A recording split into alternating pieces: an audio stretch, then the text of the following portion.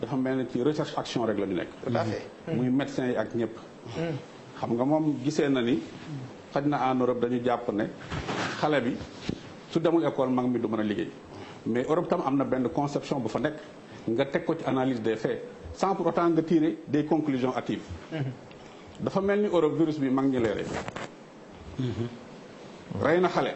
waaw bi mu reyee benn xale ñoom dañu commencé mais j'ai comme l'impression que reyul xale yu bari. kon loolu dans l'analyse war nañ ko mën a intégrer. ñun fii bu ñu ne classe d'examen cible wuñu rek mag ñi parce que classe d'examen terminale la troisième la mais aussi CM2 la. tout à fait. Sénégal dañuy focaliser wu ñun sur l'évaluation examen xale yi jàll. te ba léegi ñun amaguñ système bi nga xam ne moo ñu gënal. chaque année ñun gennaalu kasara la ñu am. jëlal les résultats au bac. logiquement man réew mi ni ma bëggal sama système éducatif sénégalais mooy ma am 80% de réussite au bac. lan la ñu am fii. ay 40%. kon virus bi. quel bac. secoué nañu. sunu système dafa musa feebar. ba ñu def les assises sur l'éducation nationale acteurs yëpp toog. ñu waroon a mettre en œuvre avec des recommandations mais benn waay jógee fële rek yenn ko foog ni moom rek mën na ko def du noonu. muy kan noonu. jarul tudd. jarul tudd dunj rek doy na borom xale. xam nga wax mu yegg moom. def nañu les assises def nañu les assises ñu war a xool nan lañ koy. non inspecteur wax ko dëgg yàlla junj nga ma aw ma xel bu bëri waaye amaatu bi xel waaye gisuma dara. même man mi gisuma dara. waaw quand même. def nañu daal les assises. ah ba 2016. ñu ne pour ñu defar suñu éducation bi nii ak nii ak nii la doon def. ñu ne par exemple il faut nous renverser les littéraires dem vers les scientifiques. mais kan moo waral loolu parce que ñun dañ ko bëgg a xam ñu ki waral loolu kan la kooku daal amul solo. ah déet am na solo de. léegi nangul leen ko. ak ni éducation amee solo ci réew. Charles doy na borom nit di ko nasaxal pour vous dire que rek. ah Serigne Mbaye Thiam. suñu système. dafa yàgg am problème. ah moom lay wax kañ. suñu système dafa yàgg am problème. inspecteur Serigne Mbaye Thiam toog analyser ko. wala ne lii moo koy faj. non mais inspecteur il faut nga wax ni Serigne Mbaye Thiam la. wala Mamadou Talla parce que Sénégalais yi seetaan dañu bëgg a xam. dañu bëgg a xam décideur. non Mamadou Talla n'était pas là. non décideur. kon Serigne Mbaye Thiam ngay wax. c'est les décideurs politiques ñoom ñu waroon a mettre en œuvre loolu am problème mais gis nga virus bi apprendre à vivre avec Covid-19 ce sera une réalité au Sénégal. xam nga tey bu ñu war a évaluer xale yi nga dem dee am nañ observatoire sur le quantum horaire. tant que atteindre quantum boobu war nañu mën a évaluer. dëgg la bu ñu commencé même suñu commencé le 2 il n'est pas dit que dañuy commencer projection rek lañ def jëm foofu. un mois moo nekk ci diggante bi. bu ñu demee ba le 15 war nañu mun a taxaw def une évaluation à mi-parcours intégrer yeneen données yi parce que pandémie bi li tax mu am problème mooy bés bu ñu demee ba yegg à une saturation au maximum. population bi yëpp dañoo nar a nekk ne laaj. et pourtant je sais que am na loo xam ne mi ngi rey ci réew mi les accidents ak yeneen ak yeneen ak yeneen mais spécificité pandémie bi mooy moom bu fekkee ne dañu am une saturation au maximum dañu am problème mais malal. suñu waree jàng commencer le 2 nañu bañ di généraliser dans ce pays là. des spécificités dafa am suivant les localités. il faut ñu dem vers une logique d'académique. xañ na ñun fii Ndakaaru août lañ nar a am taw yi. waaw mais Kédougou. day taw au mois d'avril. day taw am nañ kon ñun nañu reconsidérer waat. cette approche sécuritaire de l'éducation. est-ce que sunu école yi. suñu environnement scolaire obéir na aux normes am na lépp.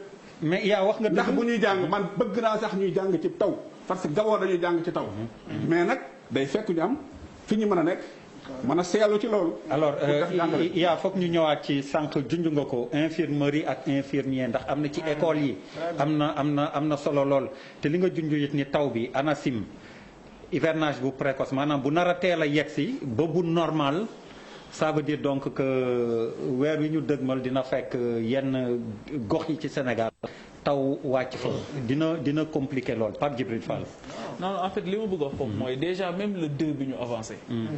et là aussi c'est le problème que nous avons mais boo nee le 2 dinañ def retour à l'école nga ne léegi c'est ñii ñoo war a dem mais jàngi du noonu rek jàngi dafa am lu mu laaj. la question du transport par exemple des élèves. oui ak couvre-feu bi. est-ce que heure yi dañ koy revoir ou pas yaa ngi dégg donc il y a énormément de questions yoo xamante ni.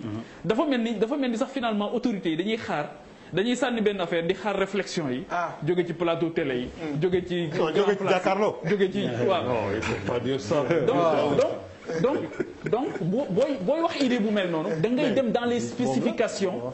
de façon rigoureuse. loolu moo tax date bi même boo koy choisir mais justement li mu wax léegi par rapport ak xale yi en France mais moi j'ai suivi des spécialistes en France yoo wax ne mais dañu góoréewu au départ parce que dañoo jàppoon ne xale yi kii la vecteur de propagation du virus la. Ils se sont plantés à un moment donné. ñu ne léegi il faut que ñu revoir la stratégie. moo tax encore une fois nañu éviter mimétisme bi ñu jël suñu courage xam nga léegi professeur wax na ko fi léegi bon. Avec dafa moytu na question bi bu wax c'est-à-dire que c'est la recherche c'est le financement de la recherche. moom moo daanaka chaotique. et dans cette affaire là aujourd'hui chercheurs yi est-ce que tëj nañ leen ñoo ngi def recherche est-ce que ñoo ngi parce que ñoom rek ñoo moo tax question yi professeur Bamba Kane posé yëpp. ñuy jaaxal en réalité moo tax ma ne sànq kan moo war a tontu laaj yooyu. te laaj yi foog ñu tontu ci. forcément dinañ ci tontu moo tax ma ne le 2 juin bi dafay ñëw ci. ñu xoolaat ko dinañ xoolaat kan mooy impacté sax dinañ ko xoolaat ak ba ci la définition temps yëpp maa ngi dégg ñu ne non il faut que ñu dimbali ñi bàyyi ñi mais qui est très impacté la carte d'identité de l'impacté du très impacté mais loolu aussi amuñu ko la démarche doit être didactique ba ñu mën a am une lisibilité par rapport à ce qu'ils nous disent ba pare leneen li aussi mooy der est-ce que xam nga ne couvre-feu bi mais dafay encourager rassemblement yi le jour.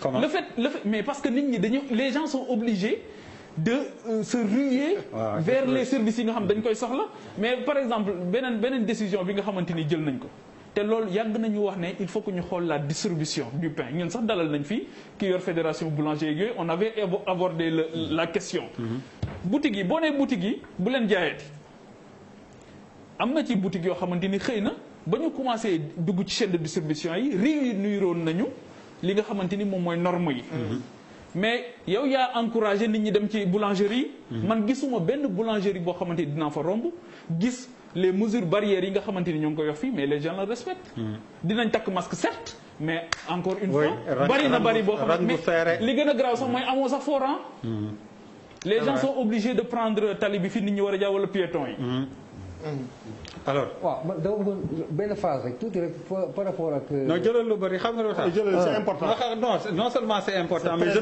je ne vais pas vous confiner du ma leen confiner mënu ma ko wax ci wolof nag ndax dama leen bëggoon confiner thème 1 thème 2. buuba yàq na ko. mooy tënk quoi. tontu na ci thème 2 bi man dama moo tax sama question bi ma bëggoon indi deuxième thème buuba nee na ko bam ci premier bi alors xoolal c'est open bar allez-y. waaw non dama yaakaar ne bu fekkee ne nous avons am nañu possibilité di réfléchir di anticiper di xool ce qui va se passer mais pour man au regard de la situation tout est provisoire ça veut dire que c'est des hypothèses qu'on pose man yaakaaruma ne systématiquement à date les gens vont retourner dans les écoles man dama yaakaar ne c'est des propositions des estimations bu fekkee dafa conforme ak la réalité du moment ñu def ko si c'est pas le cas on reporte ça a été le cas pour plusieurs dates inspecteur bu ngi koy rappelé benn aspect fondamental bu extrêmement important pour man xam nga nous sommes ñëpp kenn du fi docteur kenn du fi médecin mais on écoute le professeur mais le professeur il fait des constats et des interrogations le professeur il fait des constats et des interrogations il n'a même pas encore lu les réponses personne n'a les réponses si il est établi aujourd'hui que partout dans le monde amul réponse pour taxaw ne lii mooy réponse bi non mais attends il faut aller dans la solidarité pour man solidarité et may tëjee benn question boo xam ne parce que j'ai regardé si lire naa ci observateur sa benn collègue buy wax ne mooy li ngay théoriser nii sans aller en profondeur mais docteur professeur qu'en est-il réellement allez-y mooy immunisation collective bi waaw non mais xam nga kooku c'est un débat boo xam ne débat la boo xam ne il faut ñu prudent ci tuuti je n'utilise pas la langue de bois parce que man li ma gëm laay wax quoi loolu approche la boo xam ne approche bu yàgg am la c'est-à-dire que naturellement épidémie de grippe yi doon am dañuy gis ne nit ñi dañuy grippe spontanément après ñu jaxasoo immuniser wér mu jeex loolu moo doon am ci grippe yi ñu doon xam grippe bii nii nekk grippe bu particulière parce que lu tax parce que immunisation boobu noonu approche bi mu proposé am na ay dëkk yu ko essayé Suède dañ ko essayé Pays-Bas dañ ko essayé mais bi épidémie bi méttee dëgg bi France di compter ay 17 000 cas 18 000 cas mais Suède ñu ngi woon ci ay 1000 et quelques ans semaine dernière Suède ils étaient à 3000 cas au moment où 3000 décès excusez-moi au moment où France dépassait 25 000 décès Pays-Bas pareil mais Angleterre bi mu gisee loolu miimee loolu jéem a toppandoo loolu moom amu si ndam li ñële am hécatombe lañ gis Angleterre loolu lan lay signifier mooy que virus bi damay faral di wax tout le temps que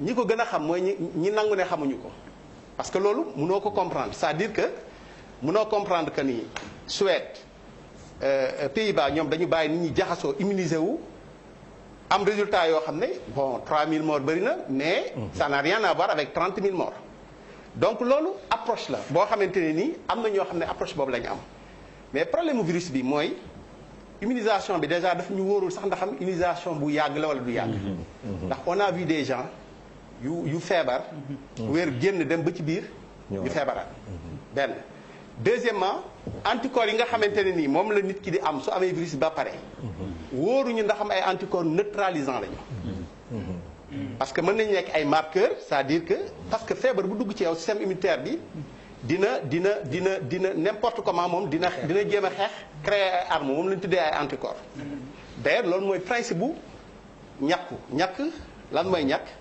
dañuy jël benn feebar doomu jàngoro bi ñu wàññi dooleem ba dugal ko sa yaram ndax suñu yaram am na ay soldats yoo xam ne ñoom lépp lu dugg si ñun te bokk ci ñun ñoom ñooy xeex ak moom benn armée la am état major et tout bu virus bi duggee ñoom ñooy étudier virus bi wala microbe bi daal di def mode opératoire ban arme moo koy rey bu ñu defee mode opératoire boobu ba teg ko denc ko bu ëllëgee nag bu virus bi dëgg-dëgg wala microbe bi dëgg-dëgg bu la duggee temps bi ñu perdroon ñoom pour xool mode opératoire bi ñuy defar pour defar arme yi temps boobu dootuñu ko perdre dañuy génn arme yi song la loolu mooy principe bu vaccination par rapport nag ak virus bi nii le problème mooy déjà immunisation bi maîtriser wuñ ko on ne maîtrise pas l'immunisation xamuñu ndax am anticorps yi nga xam ne moom lay génne ay anticorps neutralisants d'ailleurs dans un premier temps en Chine expérimenté nañ benn affaire boo xam ne après résultat yi c'était mitigé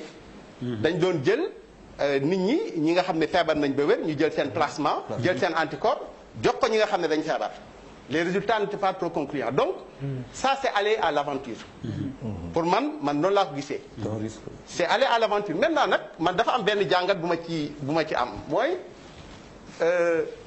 n'importe comment am na benn sujet boo xam ne benn moment dootul nekk sujet tabou il faut ñu teg ko sur la table xam nga mooy lan mais lan moo tax en Europe feebar bi dugg fa en moins de 3 semaines ñoom ñu commencé compter les morts par 10 000 fii depuis 2 mois feebar bi nekk fii ba léegi ñu nekk ci 9 ak 10 c'est-à-dire que loolu scientifiquement il faut ñu toog xalaat lan la courageusement mais sereinement parce que man jusque là dama doon wax amuñu assez de recul pour jël n'importe quelle décision mais suba la virus bi dafi def 2 mois loolu nag dafa laaj un courage laaj analyse observation la encore parce que man observation moo ma déformé quoi donc c'est une question qu'il faut se poser alors juste avant la